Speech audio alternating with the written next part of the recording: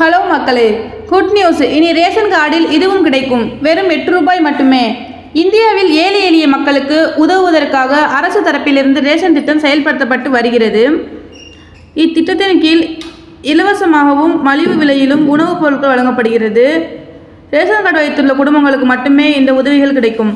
பிரதமரின் ration card திட்டமான பிரதான் மந்திரி கரீப் கல்யாண் அன்ன யோஜனா திட்டத்தில் முக்கியமாக பல பொருட்கள் வழங்கப்படுகின்றன.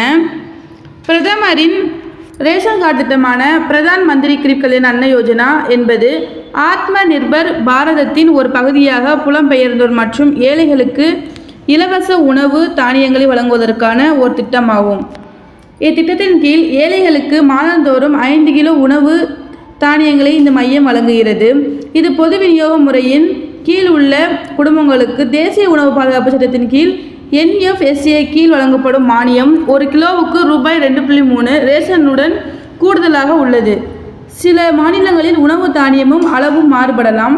இந்த திட்டத்தோடு சேர்த்து உத்தரகாண்ட் அரசு உப்பு வழங்க முடிவு செய்துள்ளது. ரூபாய் 8க்கும் குறைந்த விலைக்கு அயோடின் உப்பு வழங்க முடிவு செய்யப்பட்டுள்ளது. மக்களின் அயோடின் குறைபாட்டை போக்க இந்த முடிவு எடுக்கப்பட்டு உள்ளது. அம்மாநில முதல்வர் புஷ்கர் சிங் தாமி நிம்புவாலாவில் உள்ள ஹிமாலயன் கலாச்சார மையத்தில் ஏற்பாடு செய்யப்பட்ட நிகழ்ச்சியில் உப்பு வழங்கும் திட்டத்தை தொடங்கி வைத்தார். ஒவ்வொரு ஏழை மக்களுக்கும் அதிகபட்ச வசதிகளை வழங்குவதே மத்திய மற்றும் மாநில அரசின் முதன்மையான முன்னுரிமை என்று அவர் கூறினார். தேங்க்யூ.